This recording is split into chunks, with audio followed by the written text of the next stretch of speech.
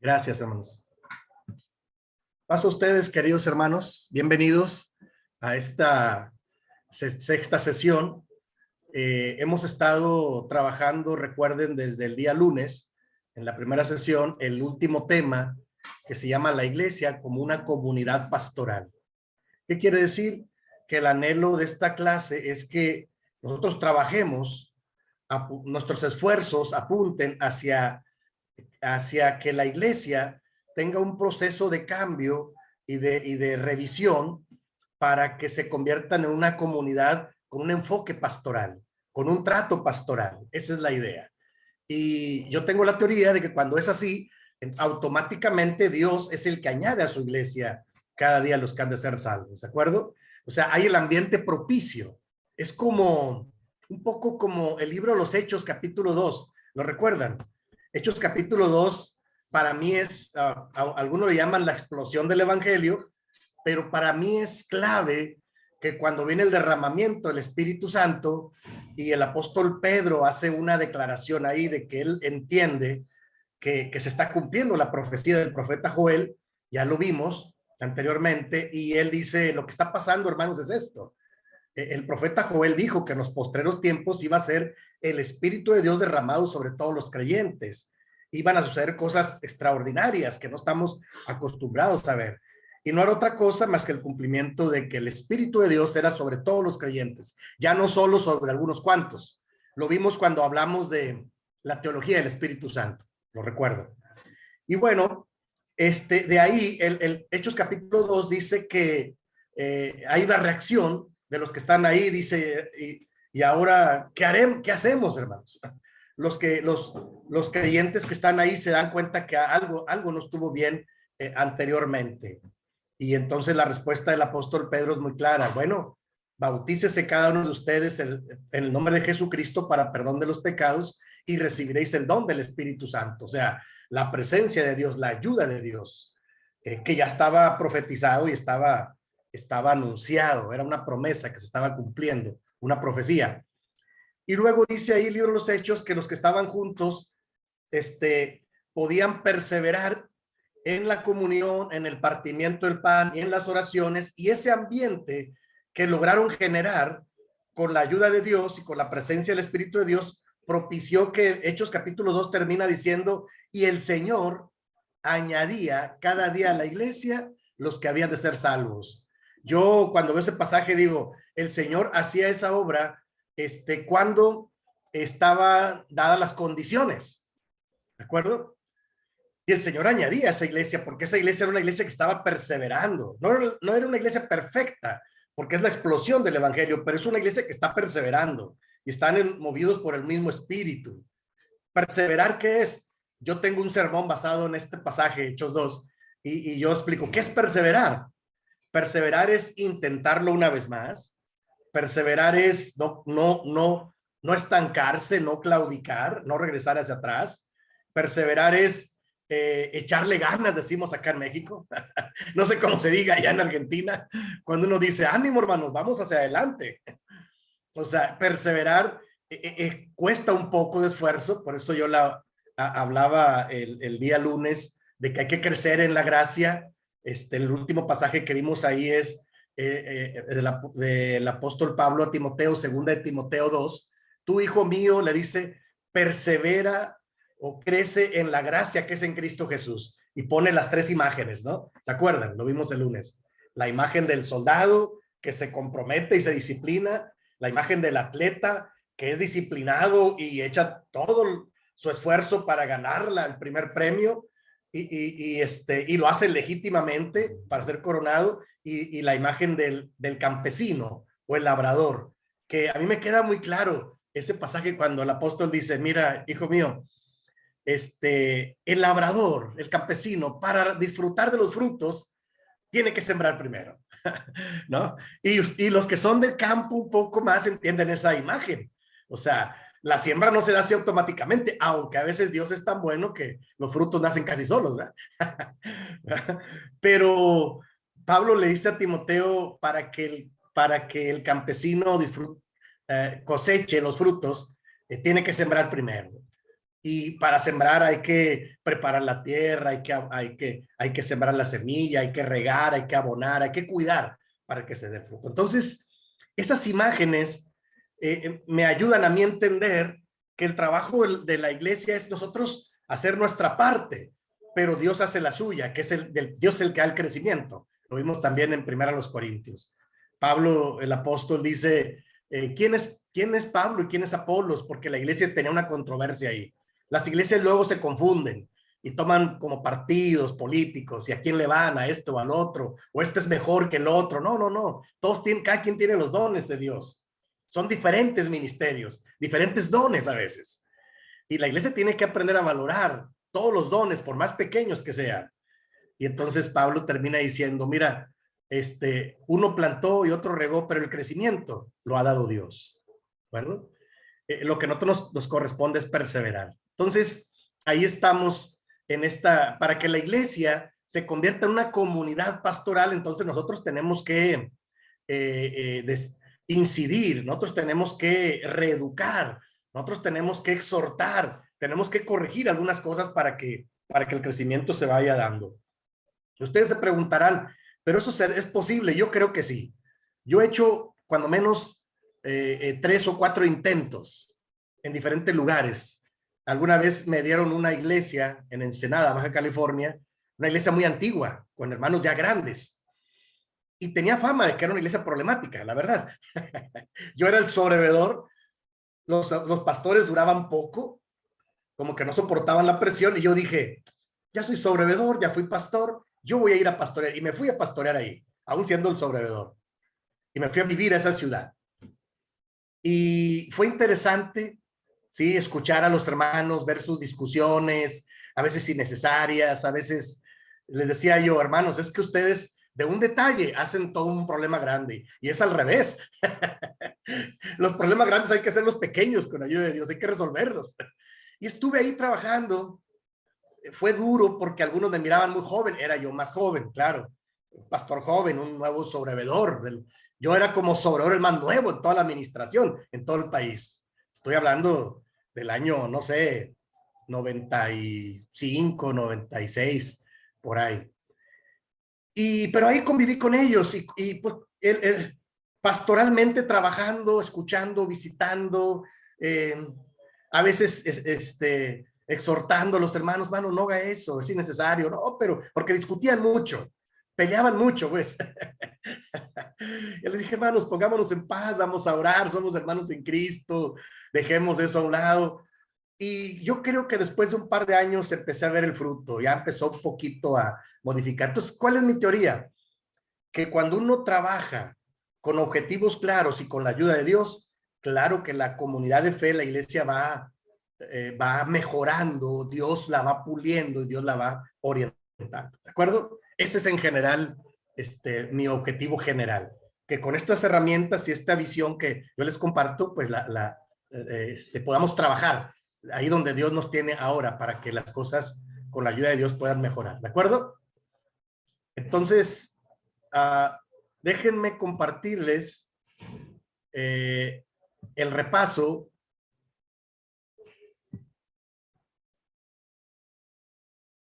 Es como un repaso sobre la temática. Yo le llamo que es un repaso mental, porque es rápido, es ágil, sí, no nos vamos a detener mucho. Yo quiero hacer como esta última sesión, aunque todavía vamos a tener el receso y luego tendremos el foro, ¿de acuerdo? Para que ustedes pregunten, así es que vayan anotando por ahí si tienen alguna pregunta o duda. Permítanme hacer este repaso sobre la temática que hemos visto en esta clase. El título general es Ministerio Pastoral. Y bueno, ahí en el sílabo están muy claros los objetivos. Los objetivos es afinar, pulir la visión sobre el trabajo pastoral que Dios nos permite hacer, de acuerdo a los diferentes dones. Y tener las herramientas básicas, hermanos, y la visión correcta para abonar, para ayudar a hacer procesos de cambio en nuestros grupos de fe, en nuestras comunidades de fe, en nuestras iglesias, ¿de acuerdo? Ese es el objetivo. Y es el título general. Y luego la clase la hemos dividido en 6 temas. Y el primer tema, yo me acuerdo que hablamos de una autoevaluación de mi liderazgo. ¿Se acuerdan? Por ahí están las presentaciones. Yo ya se las envié a mi hermano Abraham Marín. Yo creo que ya las subió ya al sílabo. Disculpen porque yo me confundí un poco con el sílabo del año anterior, que ya las habíamos subido, pero se hizo un sílabo para este 2022. Entonces ya las vamos subiendo y si algo falta, nomás me dicen y lo envío para que lo suban, no se preocupen, para que lo puedan, porque entiendo que lo pueden descargar. Entonces, el primer tema a mí me parece bien importante cuando hablamos de esto, hermanos, pues hacer una autoevaluación de mi liderazgo y lo dividí en tres partes y hablé de estos tres momentos importantes de la vida del creyente. Mi conversión, mi experiencia de conversión a Cristo, o sea, cómo el Señor me llamó como primer momento. Como segundo momento, hablé de mi disposición para crecer, o sea, qué es lo que yo he aprendido, quién ha sido mi discipulador, ¿verdad? ¿Quiénes son los que me han influenciado para bien? Porque eso es válido. Y si yo he estado dispuesto a crecer también. Porque luego en la iglesia yo me encuentro con que hay muchos hermanos que creen que se lo saben todo y ya no están dispuestos a crecer. Y eso es trágico, trágico. Porque yo veo muy claro que los que sí están dispuestos a crecer, sí crecen, con la gracia de Dios.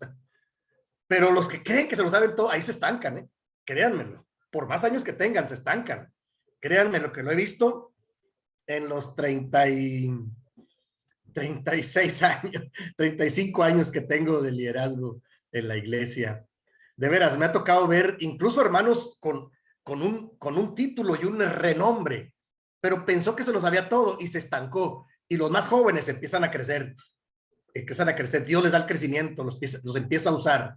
Y de repente sienten como un poco de amenaza. Pues, ¿qué pasó, hermano? Pues es que usted se estancó, hermano. Yo lo que les digo, hermano, yo lo invito a crecer. Véngase, sigamos creciendo.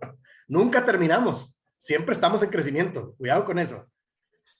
Y ese como segundo momento. El primer momento es mi conversión a Cristo, como yo llego a los pies de Cristo. El segundo es mi proceso de crecimiento.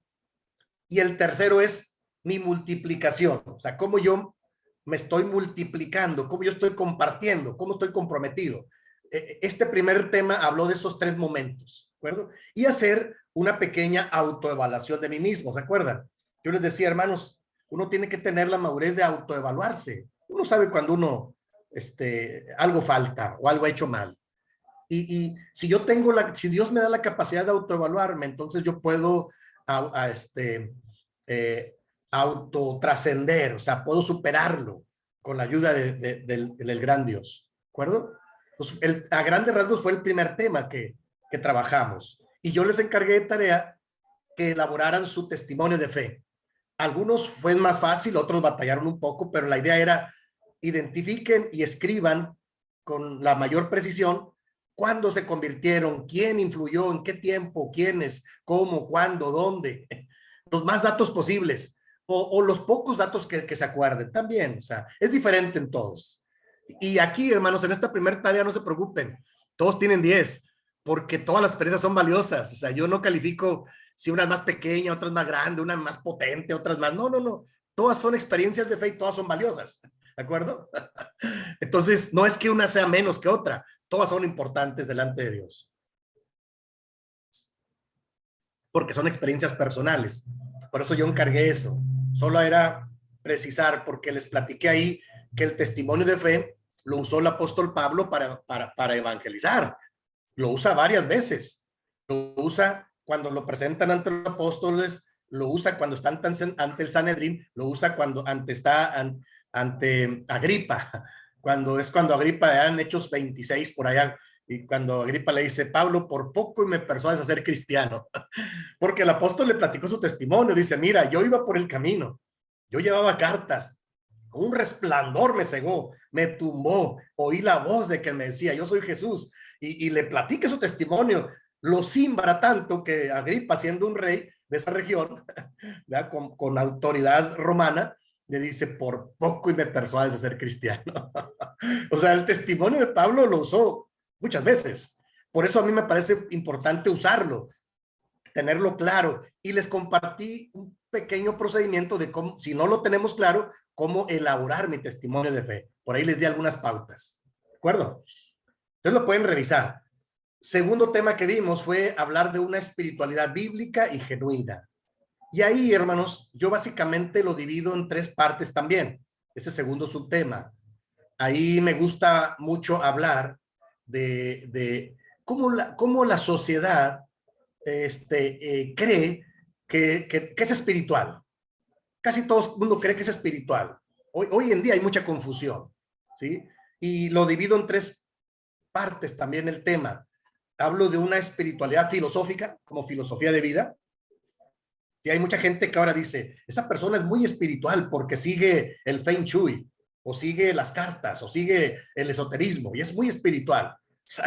Y la gente se confunde. O es muy dado ahora en día que alguien dice, que Dios te bendiga, y cuando escucha a alguien que Dios te bendiga, dicen, ya ven, sí creen en Dios. Y yo les decía, cuidado, hermanos, cuidado. No saben de qué Dios están hablando, porque algunos de ellos tienen una infinidad de dioses, ¿no? Y entonces yo traté de profundizar un poco de cómo desde la época de Pablo, en Hechos capítulo 17, ya Pablo en Atenas se enfrenta a algunos filósofos, ¿sí? Epicúreos, estoicos, ¿sí? Dice que discutía con ellos y les presentaba la resurrección y a Jesús. Y luego les hablé de Hechos 17, cómo Pablo presenta al Dios no conocido, al que ellos adoraban en un retablo, en una inscripción. Y Pablo aprovecha para presentarles al Dios de Israel, al Dios verdadero. Y lo presenta con unas características sobresalientes. ¿Ah? Es el Dios que hizo el mundo y todas las cosas que en él hay. ¡Wow! Los apantalló. Sí, porque ellos creían en dioses, semidioses e hijos de los dioses. Toda la mitología griega. Es una espiritualidad filosófica desde la filosofía. Hoy en día hay más filosofías orientales, al menos acá en México, y supongo que allá también. Sí, la gente cree que es espiritual porque sigue pues ciertas filosofías. Y entonces yo traté de profundizar de dónde viene, qué origen tiene y cómo se desarrolla en esta espiritualidad filosófica, le llamo. Y luego hablé también de una espiritualidad religiosa, como escribas y fariseos, cuando Jesús les dice, se concentraron en cumplir la ley, pero se olvidaron de algo muy importante, lo más importante de la ley, que era la justicia, la misericordia y la fe. Y les dice allá en Mateo 23, bueno hubiera sido que hicieran esto sin dejar de hacer lo otro. O sea, no estaban mal del todo, pero lo convirtieron en una espiritualidad religiosa, se hicieron religiosos. Por eso hoy en día se usa el término, una espiritualidad farisaica, como los fariseos, apariencias, minucias, y se olvidan de lo más importante. El más importante es la misericordia, la justicia y la fe. Ahí está, el maestro Jesucristo es muy claro. Imagínense si el mismo judaísmo, estas secciones del judaísmo se equivocaron, y entonces Jesús los exhorta para que tengan cuidado y no se crean los superiores a todos. Pero hablamos que hoy en día también se puede practicar una espiritualidad en base a la religión religiosa.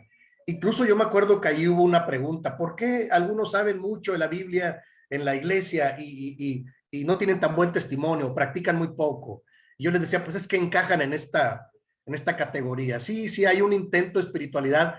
Ahí encargué de tarea que investigáramos sobre la vida de los monjes, la vida monástica, ¿se acuerdan? Porque me interesaba que vieran cómo se formó y cómo lo intentaron enclaustrándose para ser más espirituales, pero les falló. No funcionó la vida monástica.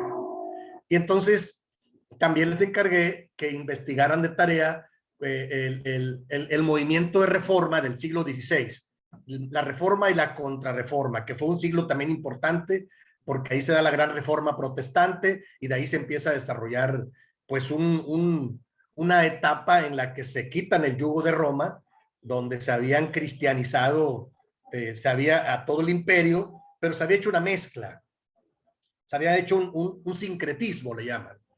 Y entonces esta espiritualidad religiosa es muy peligrosa porque hay quien se cree muy espiritual, pero farisaicamente, ¿no?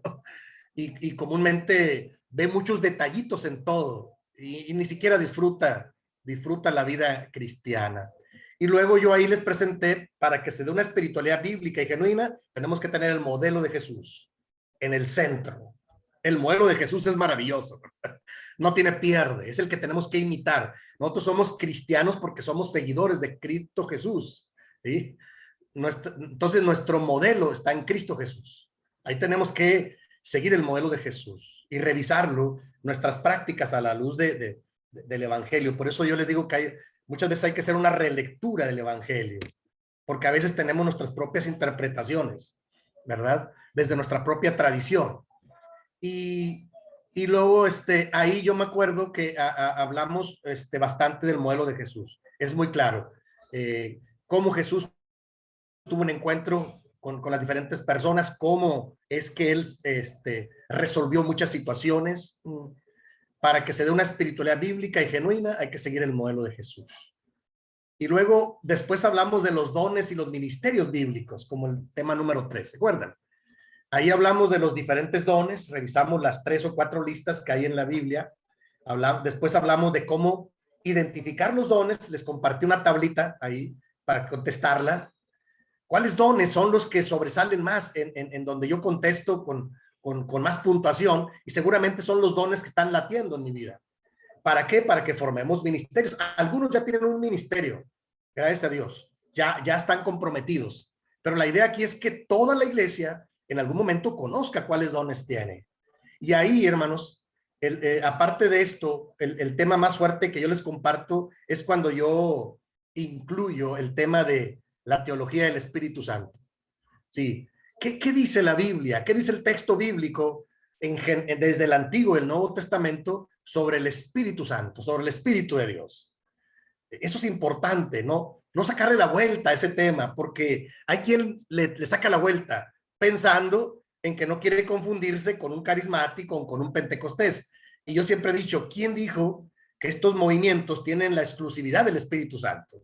Digo, algunos piensan eso, pero nada más erróneo que eso. O sea, el Espíritu Santo es para todos los creyentes. Y yo les platiqué un poquito de mi testimonio. Ahí yo me atrevo a platicar mi testimonio porque a mí me ha servido. Como yo llegué a la Iglesia de Dios, Séptimo Día, aquí en Monterrey, en la Colonia Independencia, donde yo vivía cerca de la esquina de la iglesia, ahí a media cuadra, y cómo yo llegué en mi ignorancia y en mi rebeldía, sin nunca haber leído la Biblia, siendo no sé, ni siquiera un simpatizante, sino un vecino ahí. Cómo alguien me invita a entrar a un culto de jóvenes, y cómo yo llego y escucho el evangelio, porque el hermano predicó el evangelio, el hermano Humberto López. Jesús es el camino, la verdad y la vida. Fuerte predicó, y luego hizo un llamado, y luego oró, y yo no quise pasar, y yo ahí hincado, mero atrás, yo joven de 18, 19 años, y ahí entonces yo acepto a Cristo, acepto que necesito a alguien que me perdone, y acepto a Cristo en mi corazón. Y cuando salí, hermanos, cuando me levanté, salí con el corazón latiendo. Pum, pum, pum. Yo decía, ¿qué está pasando aquí? ¿Qué me dieron estos hermanos que yo no entiendo? ¿Y por qué me siento tan contento y tan libre? Cosa que no, tenía muchos años que no me sentía. Yo creo desde niño no lo había sentido. Y entonces, porque yo nunca vi lo de la Biblia. Y ya cuando regresé, el pastor al siguiente sábado, y me empecé a congregar los sábados, yo nunca fallé los sábados ahí, y el pastor y el diácono me recibieron amablemente. Era gente, acaba de fallecer mi primer pastor, hermano Luis Felipe Corona, hace un mes. Siempre él me pastoreó, me estuvo mentoreando, siempre me estuvo observando y dándome palabras bonitas. No estaba tan cerca, pero cuando tenemos un encuentro, siempre me orientaba, aún en el ministerio. Y entonces yo empecé a leer la Biblia, empecé a crecer en Cristo. Pero yo primero me convertí a Cristo, fui sellado con el Espíritu Santo y luego empecé a leer la Biblia. ¿Por qué? Pues por la gracia de Dios. Nada más. Comúnmente es al revés. Comúnmente la fe viene por el oír, la palabra de Dios. Pero en mí fue diferente. Y ahí entendí que Dios tiene el poder a través del Espíritu Santo para transformar el corazón, no solo de un joven como yo, sino de un anciano o de una hermana o de alguien que tiene problemas con adicciones. Cuando Dios toca el corazón, hermanos, y la persona reacciona sabiendo que que lo necesita, entonces Dios hace una cosa maravillosa a través de su Espíritu Santo. Ya cuando yo empecé a meterme al texto bíblico, yo me sorprendía cada vez más. Señor, qué gracia de Dios me dio el Señor. A la primera que yo entré, yo me salí convertido a Cristo y con el Espíritu Santo en mi corazón.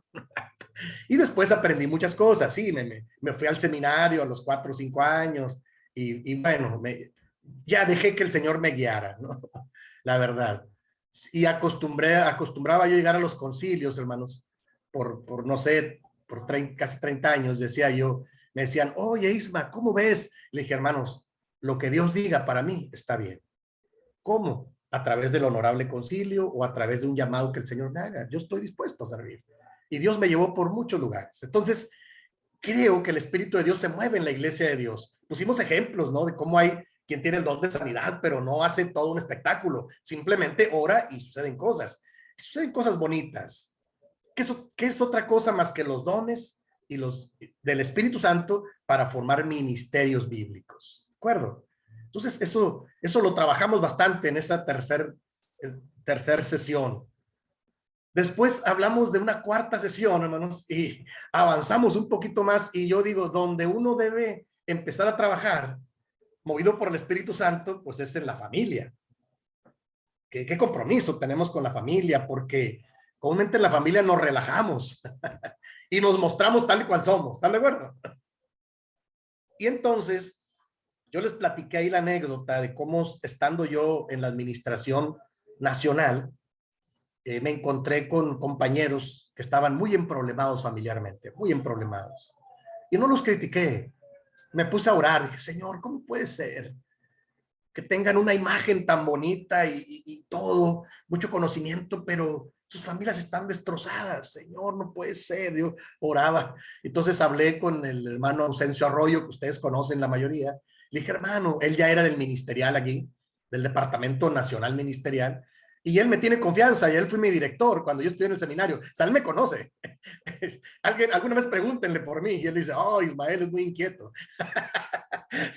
Él me recibió como estudiante y él sabe que yo hablo, yo digo las cosas, pero yo estoy dispuesto a hacer algo para que con la ayuda de Dios mejoremos. Él sabe, yo hice giras con él después yo era su compañero de capacitación. Dios me permitió, después de que él fue mi director en el seminario, Dios me permitió crecer, después tener incluso un título más alto que el que él tenía, y siempre lo traté con mucho cariño. Le dije, hermano, vámonos a dar capacitación, vámonos a orientar a los hermanos. Y este tema nos sirvió para recorrer casi todos los distritos y varios países de Centroamérica. La pastoral para la vida familiar. Ahí empieza la espiritualidad y ahí empieza el ministerio. Así de sencillo. Y bueno, ahí les compartí un material que desde aquellos años, desde el 2009, lo usamos para ir a los distritos y confrontar a los líderes y decirles, hey, compañeros, cuidado. La pastoral está en una tensión siempre entre el ideal de Dios, que está en Génesis 1 y 2, y la realidad, que está en Génesis 3. Entonces, hagamos en el centro una línea pastoral para atender este tipo de cosas. Y yo les compartí, hermanos, aquí, que en la iglesia que Dios me permite pastorear ahora, yo los meses de diciembre lo uso para llamarlo el mes de las familias restauradas. Y tengo varias afirmaciones, enseñanzas que he ido aprendiendo a través de los años. Y una primera afirmación que yo les hago es, hermanos, no se preocupen, no hay familias perfectas, hay familias restauradas por el amor y el poder de Dios. No se preocupen, porque algunos piensan luego que van a ser exhibidos. No se trata de exhibir a nadie. Se trata de identificar y trabajar los problemas con seriedad, ¿sí? Entonces yo les decía, hermanos, no ocultemos nuestros problemas, sino trabajémoslos con mucha seriedad. Y Dios es bueno y Dios restaura. Y también otra afirmación que yo hago aquí en la iglesia local es decir, hermanos, lo más valioso que Dios nos ha dado no son nuestros carros, ni nuestras propiedades, ni nuestra cuenta en el banco, ni nuestra profesión. Lo más valioso que Dios nos dio es nuestra familia. Cuidémosla. Sí, es lo más valioso que tenemos. Y lo argumento con pasajes bíblicos, claro que sí. De hecho, por ahí el apóstol Pablo hace alguna afirmación en el Nuevo Testamento. Dice, es que el que no sabe cuidar de los suyos, de su casa, ¿cómo puede cuidar de la iglesia de Dios? O sea, así de claro. Entonces, es prioridad, hermanos, para nosotros los líderes o los que empezamos a ser líderes o los que ya somos, cuidar la familia. Como dije, no estoy diciendo que seamos perfectos, pero que lo atendamos el tema familiar, ¿sí? Y bueno, les platiqué ahí algunas estrategias para mejorar la vida en pareja, que es lo primero, tratar de cuidarla, de trabajar la vida en pareja y luego los hijos también, ¿verdad? Tenerlos en disciplina y amonestación del Señor, ¿verdad? No exasperarlos, porque el texto bíblico es claro, ¿no? Es trabajo que se hace día a día, hermanos. Sobre todo los que tenemos hijos chicos, ¿verdad? Yo les compartí, Dios me ha permitido a mí tener 3 hijos varones, el mayor de 25, el otro de 22 y el otro va para 12 años. Entonces todavía no termino, yo sigo trabajando todavía con la familia, por eso entiendo el concepto de la familia. Y no me escandalizo, sino sé que en estos tiempos es bien complicado llevar a los más jóvenes. Es otro siglo, hermanos. Es otra sociedad. Hay una hermana de la congregación, dice que es una generación emergente, que ha emergido con nuevas pautas, o sea, de información, tienen demasiada información. Pero bueno, ahí está el reto, la pastoral para la vida familiar. Para nosotros, y luego nosotros, Dios nos equipa para trabajar con las demás familias de la iglesia, ¿de acuerdo? Ninguno es un ser aislado, todos somos parte de una familia. Y a mí me gusta ver a la iglesia como una comunidad familiar. Si somos parte de una familia. Si algo le pasa a uno, toda la familia se va a convulsionar. Si alguien se alegra, todos se alegran. Si alguien se entristece, todos se entristecen, porque es una familia. De hecho, la iglesia es una familia en la fe. ¿Están de acuerdo? Y luego hablamos del quinto tema, seguimos avanzando, y el quinto tema, perdón, en el cuarto tema, recuerdo que ahí quedó de tarea, hermanos, a hablar de cuál es el modelo de familia que yo tengo, ¿se acuerdan? Y hacer un procedimiento de cómo acompañar a familias que tienen duelo, porque eso ahora en la pandemia fue muy común. Sí, lo más visible es que muchas familias entraron en crisis. Bueno, yo les decía ahí, hermanos, hagan un pequeño procedimiento, algunas pautas de cómo ayudar y acompañar a familias que están en crisis, en duelo, ya sea de una pérdida, ya sea de una enfermedad, de una carencia, porque hay muchas familias así. Yo creo que la mayoría de las familias, sobre todo cuando no están en Cristo, están confundidas, no saben qué hacer. Y entonces ahí viene la palabra de Dios y ahí es valiosa la palabras de aliento, de esperanza, de reflexión, porque para eso Dios nos ha llamado, para acompañar a este tipo de familias. Entonces ahí, y también en nuestro trabajo debemos poner cuál es la familia, el modelo de familia que Dios me permite tener a mí. Yo les pedí ahí en el sílabo que abiertamente lo pusieran. Manos, vengo de una familia así, ya sea, porque cada familia también es diferente y es valioso, es respetable. Sí, no es que unas estén bien, otras estén mal, igual, todas son valiosas, porque son diferentes las experiencias familiares también. Y ahora sí, el quinto tema del que hablamos, hermanos, fue un tema que le llamo el ministerio de todos los creyentes. Este es un tema bíblico teológico muy importante en el Nuevo Testamento. Y ahí hablamos, ustedes se van a acordar del modelo tradicional de pastorado y el modelo de todos los creyentes. Son dos modelos diferentes. El modelo tradicional, yo así le llamo, por ponerle un nombre, es un modelo que se fue haciendo por la costumbre y por la dinámica de trabajo. Pero habría que revisarlo. El modelo tradicional, yo le llamo, tiene estas características donde todo se le adjudica al pastor. Todo se le adjudica al pastor. Y yo les bromeaba un poco que a veces yo me lo aplico a mí mismo. No crean que yo critico a los demás pastores, sino yo me autocritico porque yo cometí errores y uno se convierte en un todólogo. O sea, todo lo hace. Predica, aconseja, organiza, ¿qué más? Acompaña, a veces hasta canta y toca y hasta le coge las ofrendas, casi, casi. O sea, todo. Cuando yo les decía, hermanos, el ministerio de todos los creyentes está bien, el pastor es el pastor, es un líder importante, pero hay que aprender a delegar de acuerdo a los dones que Dios ha dado. Por eso el tema de los dones y los ministerios. Hay que empezar a delegar, hay que empezar a pasar la estafeta, hay que empezar a promover otros líderes. porque es de todos los creyentes, y delegar pequeñas tareas que vayan dándole sentido a la presencia de los hermanos y las hermanas en la congregación, y que no todos estén sentados y el pastor esté agotándose él solo. Una vez leí una imagen de un escritor de crecimiento, y él decía que cuando no se da el ministerio a todos los creyentes en la iglesia, decía él dice él, ¿a qué se parece la iglesia? Dice, desde su punto de vista, ¿no? Era una crítica fuerte de lo que las iglesias se han convertido a veces. Dice él, yo veo que las iglesias ahora se parecen a un partido de fútbol. ¿Cómo? Dice él, sí, están en la iglesia o en un estadio, en un lugar grande, dice, y está un equipo y está otro equipo y no están peleando. Y a ver quién hace la mejor jugada, a ver quién mete el gol, dice. Y el árbitro es el pastor. Está ahí, dice, comúnmente hay dos bandos, dice él. Dice, pero ahí va. Pero son los que trabajan y la mayoría son los espectadores. Wow, me impactó mucho. A mí dije, wow, puede ser. Sí, la mayoría están aplaudiendo o abuchando. Están de espectadores. Dice, pero eso no es correcto. El ministerio debe ser de todos. Todos, metámonos a la cancha todos a jugar. De todos es el ministerio, ¿de acuerdo? Entonces ahí yo también estuve tratando de ilustrarlo con la palabra, ¿no?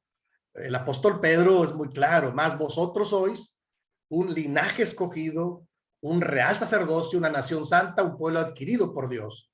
Y se refiere a todos los creyentes, no se refiere nomás a los pastores, ¿verdad? Para que anunciéis las bondades de aquel que nos ha llamado de las tinieblas a su luz admirable. Y recalca, vosotros que en otro tiempo no erais pueblo, pero ahora sois pueblo de Dios, que en otro tiempo no habíais alcanzado misericordia, pero ahora habéis alcanzado misericordia. Y se refiere a todos los creyentes. Entonces, la gran meta que tenemos, hermanos, los líderes, es involucrar a los creyentes, no dejarlos sentados en la banca, porque entonces se convierten en espectadores. ¿Y sabe qué hace el espectador? Cuando le gusta, aplaude, y cuando no le gusta, buchea. No, espérame. Se trata de que todos estamos comprometidos con el Señor. La obra es de Dios. No es nada más de unos cuantos. Yo entiendo que es un trabajo difícil, hermanos. O sea, ir generando estos cambios, pero hay procesos de crecimiento. Por eso, lo que yo les comparto con mucho cariño no tiene el objetivo de criticar a nadie, sino hacer una autocrítica y empezar a diseñar una estrategia de cambio desde donde yo estoy. A lo mejor no puedo cambiar toda la iglesia, pero donde yo estoy puedo empezar a cambiar, ¿de acuerdo? Puedo empezar a incidir, puedo empezar a dirigir esos esfuerzos para que mejoren las cosas ahí donde el Señor me tiene. Y después, yo creo que Dios nos va a ayudar a irnos extendiendo, ¿no? Yo he tenido la oportunidad de hacerlo en diferentes lugares por las funciones que Dios me ha dado a través de los años, y lo he intentado en diferentes lugares. Y no he visto todo el fruto, no he visto cómo la iglesia se transforma, no, pero pequeños grupos se han transformado, personas, lugarcitos pequeños, o algunos distritos, o algunas, no todos en el distrito, pero algunos líderes sí. Entonces, entendí que no voy a cambiar yo todas las cosas, pero puedo hacer mi parte. Por ahí tengo la anécdota, la anécdota del león y el colibrí. Por ahí luego la predico yo esa, ya estás, mis ovejas ya se la saben, por eso casi no la digo. Y la anécdota habla de que en el campo estaba un león echado a la orilla de un lago y estaba el colibrí. Y de repente empezó a haber un gran incendio y empezó a agarrar más y más y más. Y el colibrí, que es un animal pequeño, dicen aquí donde en Monterrey dicen que es una chuparrosa, tiene un piquito largo, chiquito, es un animal, es un pájaro pequeñito. Dice, el colibrí volaba hacia el lago, tomaba agua con su piquito y luego iba al incendio y lo dejaba caer. Y cuando lo dejaba caer, pues se evaporaba, pero estaba incesantemente, y el león estaba echado a la orilla del lago y se estaba burlando. Y el colibrí incesantemente volaba, tomaba agua con el piquito y la dejaba caer, incesantemente. Y cuenta la anécdota, que es una fábula realmente, porque es una imagen literaria de dos animalitos. Cuenta la fábula entonces que el colibrí encaró al león y le preguntó, ¿por qué te ríes? ¿De qué te burlas? Y el león le dijo, pues es que nunca vas a acabar con ese incendio. Y el colibrí le respondió, Yo sé que no voy a acabar con el incendio, sí lo sé, pero estoy haciendo mi parte aquí en este lugar. Hermanos, nosotros los creyentes tenemos que, yo he aprendido a hacer mi parte y Dios hará lo demás. Sí, no se frustre cuando, oye, no se pudo hacer este proyecto, pero hicimos el intento. Sí, hermanos, nosotros hacemos nuestra parte, la parte que Dios nos permite hacer. Sí, porque también sería muy utópico que nosotros querramos hacer todo y querramos todos los aplausos. No, a veces no, a veces sí, ¿verdad? A veces uno logra cosas que lo agradecen, a veces no. Pero independientemente de eso, hermanos, si usted y yo hacemos nuestra parte, entonces creo que Dios es el único que puede apagar ese gran incendio. Nosotros nada más hacemos nuestra parte. ¿De acuerdo? Y esa anécdota me ha servido en muchos lugares para aplicarlo a jóvenes, a líderes, a iglesias, que dicen, ánimo, hermanos, sigamos adelante, no nos desanimemos. O sea, hay esperanza en Cristo. O sea, ¿de acuerdo? Eso para mí es muy importante. Yo les decía ahí que las iglesias se mueven, según los especialistas en crecimiento, se mueven, las iglesias que más se mueven son las que tienen 70% de motivación y 30% de capacitación. Y la autocrítica que yo hago es que en la iglesia de Dios le hacemos al revés comúnmente. Damos bastante capacitación, pero damos poca motivación. Y ahí está nuestro reto, de estar motivando a nuestros líderes, a nuestra iglesia, para poner la parte que nos corresponde. Y el crecimiento lo da Dios, no nosotros, lo da Dios, claro. Y bueno, entonces se trata de ir involucrando a todos los creyentes en un proceso de involucración, de motivación, de crecimiento en Cristo. Yo les digo a los hermanos, Dios quiere que también ustedes crezcan en todo en Cristo, no nada más nosotros los líderes. Y ahí voy encauzándolos. Y en esta iglesia que tengo un poco más de 4 años, bendito Dios, ya después de 4 años veo un poco de crecimiento en algunos, gracias a Dios. Me tocó a algunos verlos así muy apáticos, muy desanimados, no sé por qué, alguna experiencia tuvieron anteriormente, pero me parece que la mayoría están motivados. Nunca falta alguien que nunca lo vas a motivar, ¿verdad? No se preocupe por eso. Ese póngalo en manos de Dios para que Dios trabaje con él. ¿De acuerdo? Sí, habrá una persona, una familia que siempre va a estar chocando, siempre va a estar cuestionando. Hermanos, adelante, no nos frenemos por eso. Acuérdese que el maestro dio varias parábolas, entre ellos la semilla de mostaza y la parábola de la semilla pequeña puede crecer a un nivel que debe bendición a otros, pero también la parábola del trigo y la cizaña. A Dios le toca separar eso, a nosotros no. Nosotros hay que seguir adelante. Y el sexto tema y último, hermanos, tiene que ver con lo que empezamos a trabajar el día lunes. La iglesia como una comunidad pastoral. Hacia allí apuntamos. ¿Qué es lo que anhelamos con este tema?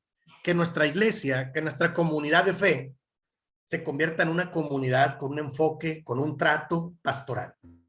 Eso es importante, ¿no? Eso es importantísimo. Que cuando veamos que la gente está acostumbrada a pelear, a gritar, a destruir, tengamos que platicar con el hermano, tranquilo, hermana, tranquila, hagamos las cosas pastoralmente. Y cuando se tratan los temas pastoralmente, hermanos, mire, yo he aprendido que hasta una disciplina que a veces se tienen que aplicar, si tú y yo la trabajamos pastoralmente, con cuidado, ¿verdad? Dice el apóstol Pablo cuando dice que ninguna disciplina es causa de gozo. Dice, pero considérate a ti mismo, no sea que en otro tiempo tú también estés en el mismo lugar.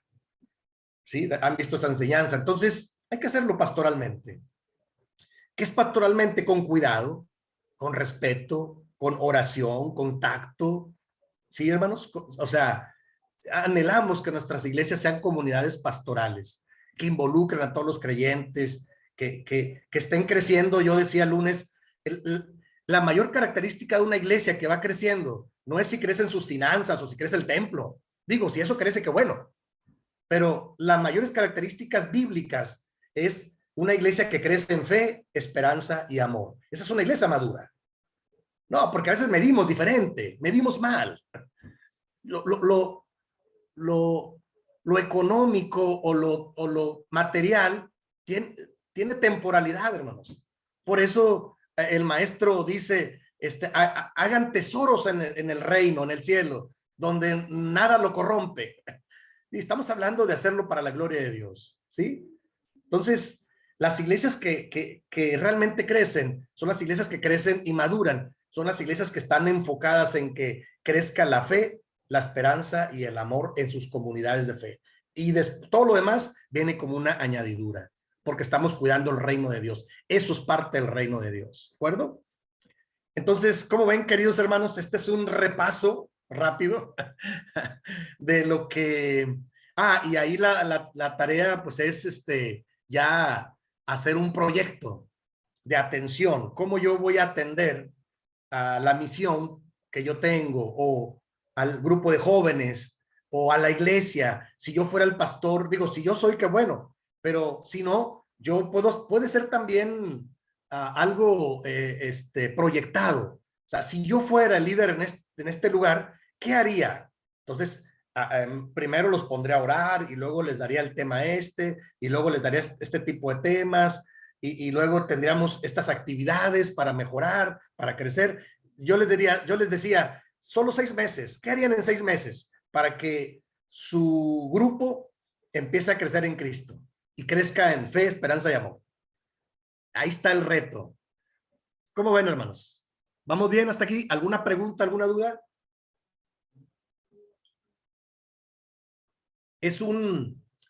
Yo le llamo que es un repaso mental, porque es así, es ágil, ¿verdad? Yo ya me lo aprendí de memoria, si se dieron cuenta, sí, porque es uno de los temas que a mí me apasiona y yo estoy en eso ya de muchos años.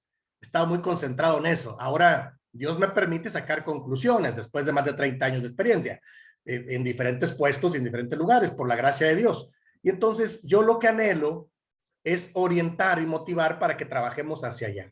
Y el trabajo, no estoy pidiéndoles un trabajo profesional, sino un intento para, ¿qué haríamos si me delegan a mí un grupo en los primeros 6 meses? Una misión, una iglesia, un grupo de jóvenes, un grupo de las mujeres, de las damas, de la sociedad femenil. ¿Qué haría yo en los primeros 6 meses para que este grupo crezca con toda esta información que yo les he compartido?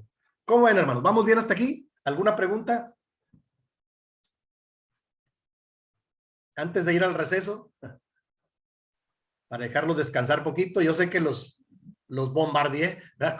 Con mucha información, pero bueno, esa era la idea, hacer un repaso mental. ¿Cómo ven? ¿Vamos hasta aquí? ¿Sí se entiende? ¿Queda claro? ¿O hay alguna duda, alguna pregunta? Con confianza. Sí, Adelante, pastor, hermana. yo me perdí la primer parte. ¿Me podría repetir el primero y el segundo de lo que vimos en las clases? Sí, hermana, ¿cómo no? Claro que Solo sí.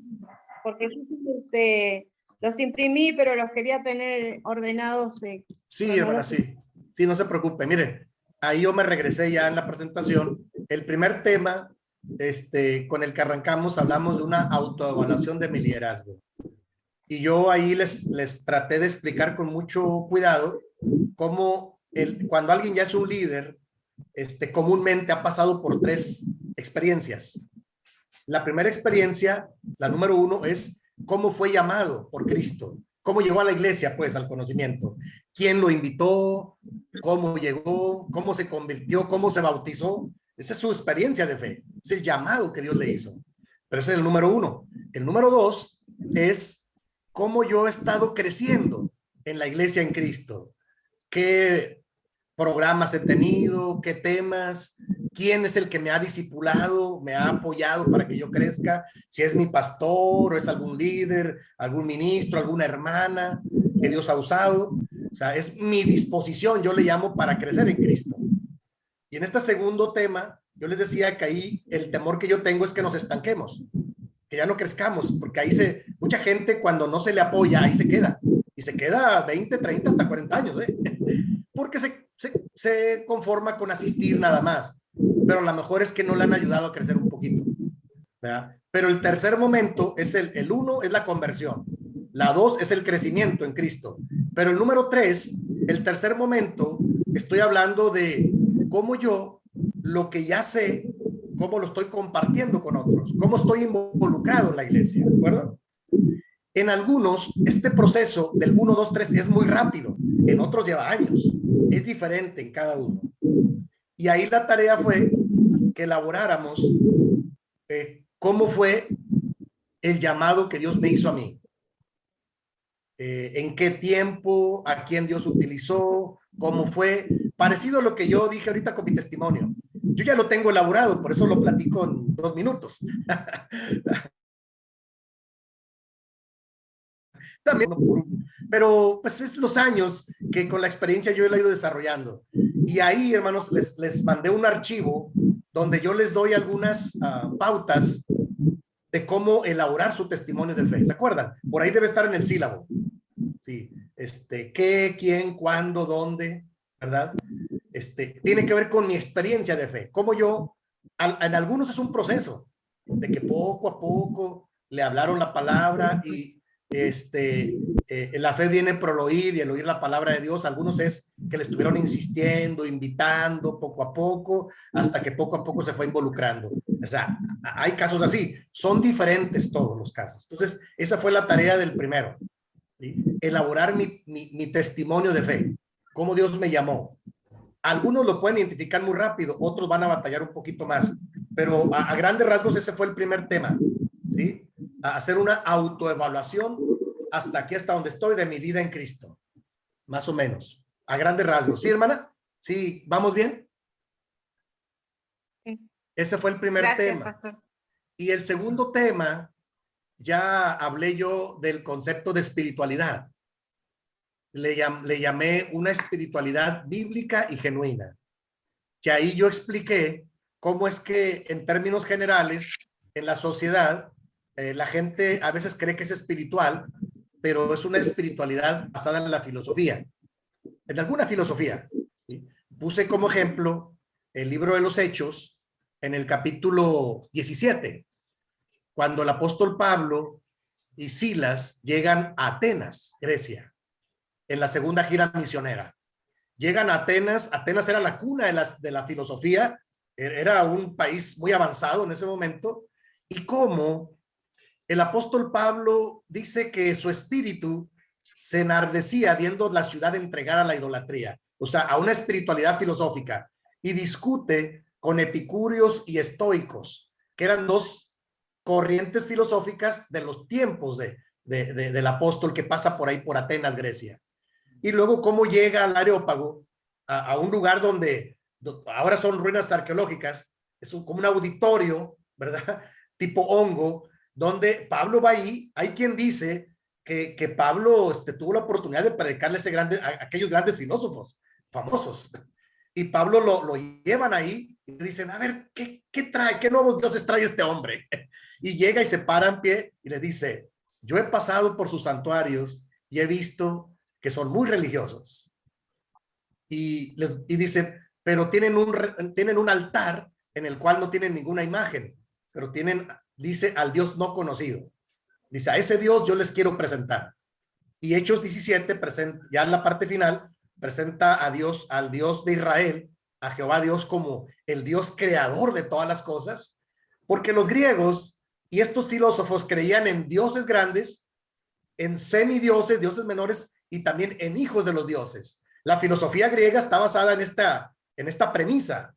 O sea, estas caricaturas o estos superhéroes que ahora salen en estas películas de Hollywood están basadas en eso, una mitología griega, ¿sí? Superhéroes eran estos hijos de los dioses que bajaban a la tierra para vencer a los monstruos y al mal, ¿verdad?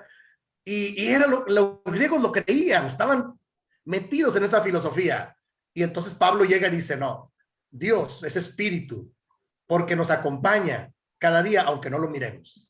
Él está bien cerca de cada uno de nosotros, pero es un Dios trascendente y también es un Dios cercano. Dicen los teólogos, es un Dios inmanente. y luego habla que Dios es un Dios perdonador, porque está esperando que la gente se arrepienta. Habla de un Dios justo, que algún día juzgará al mundo con justicia. Entonces, presenta al verdadero Dios. Yo tengo un sermón basado en eso. Cuando llego a algún lugar nuevo y veo que hay gente que tiene muchas filosofías, a mí me gusta predicar Hechos 17 y les presento al Dios verdadero que la Biblia dice. Un Dios creador, un Dios cercano, un Dios perdonador, un Dios justo, ¿sí? Y entonces, y un Dios que tiene promesas, ¿sí? La promesa de la resurrección. Entonces, la espiritualidad bíblica, hermanos, está en la palabra, pero hay gente que se cree espiritual, pero es una espiritualidad filosófica o una espiritualidad religiosa, como los fariseos y los escribas. Y yo les decía que el mismo Señor Jesucristo en Mateo capítulo 23 les dice, diezman la menta, el eneldo y el comino, que eran granos muy pequeñitos, pero se han olvidado lo más importante de la ley, que es la misericordia, la justicia y la fe. Y les dice el Señor Jesús a los escribas y fariseos, bueno hubiera sido hacer esto sin dejar de hacer lo otro. O sea, se olvidaron de lo más, eran tan meticulosos, eran tan religiosos que se olvidaron de lo más importante. Entonces, cuidado con olvidarse de lo más importante. La misericordia, la justicia y la fe son muy importantes. Y Jesús los reprendió. ¡Ay de vosotros!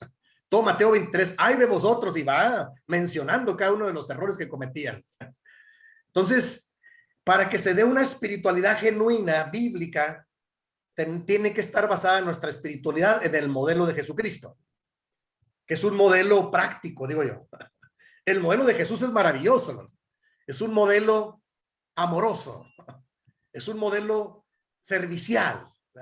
Por eso el evangelio es muy claro, porque el Hijo del Hombre no vino para ser servido, sino para estar dispuesto a servir.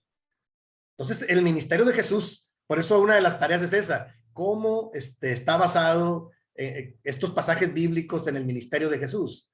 El modelo de Jesucristo debe ser la base de nuestra espiritualidad. Vamos, nosotros somos imitadores de Jesús, no de una persona, porque la persona se puede equivocar. Entonces, ¿cómo lo conocemos? Bueno, leyendo los evangelios, ahí está el modelo de Jesús, cómo es un modelo sumamente espiritual. Cuando había que orar, se ponía a orar. Cuando había que servir, se ponía a servir. Cuando había que enseñar, se ponía a enseñar. ¿De acuerdo? Cuando había que caminar y dialogar con las personas. Es un modelo genuino y basado en la Biblia, en el Nuevo Testamento, en el modelo de Jesús. Y bueno, ahí yo también les compartí la teología del Espíritu Santo. ¿De acuerdo? Vimos las diferentes teorías del Espíritu Santo. Ahí también platicamos. Y entonces, hermanos, ahí les encargué dos tareas. La tarea de que investigaran la época de la vida monástica de los monjes y la época del siglo XVI de la Reforma y la Contrarreforma.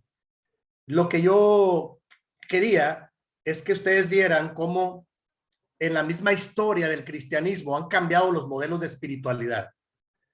Y yo, por ejemplo, aquí en México he estado en los últimos años cuestionando un poquito este modelo que nosotros tenemos tan ceremonioso, porque nosotros en México vivimos mucho el catolicismo. La Iglesia Católica, Apostólica y Romana fue la imposición que se dio acá en América.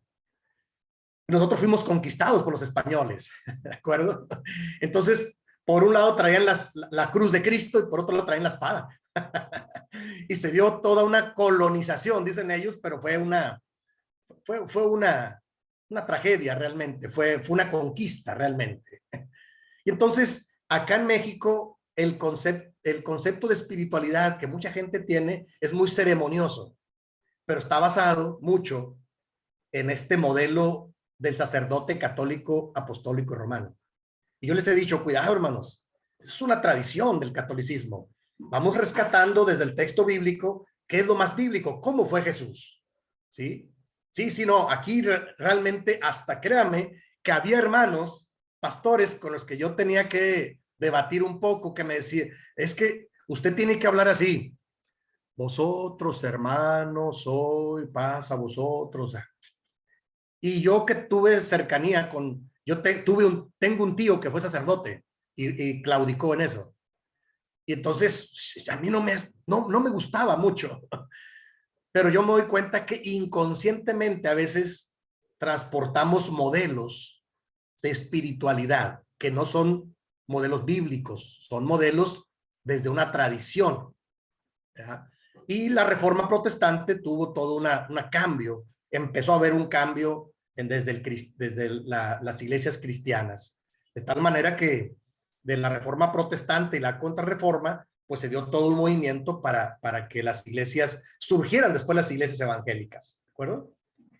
Entonces, es el tema 1 y 2, a grandes rasgos, así los trabajé yo, hermanos, más o menos, ¿de acuerdo?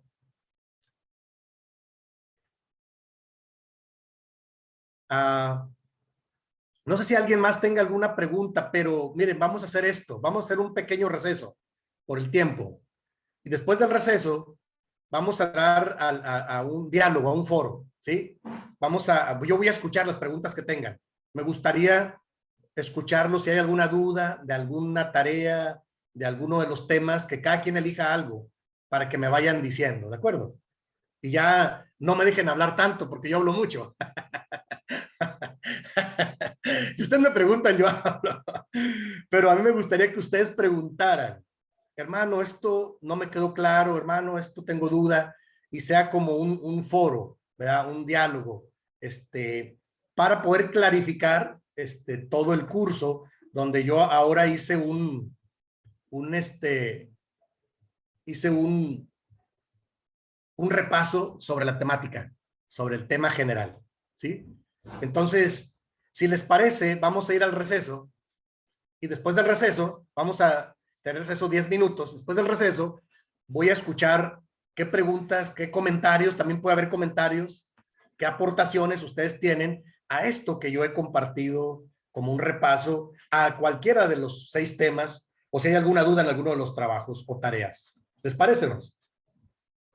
Para que lo anoten por ahí y lo piensen después de todo lo que dije, si algo no quedó tan claro. Me gustaría escucharles. ¿Sí, hermanos? Y nos va a servir como un pequeño foro para poder dialogar. ¿De acuerdo, hermanos?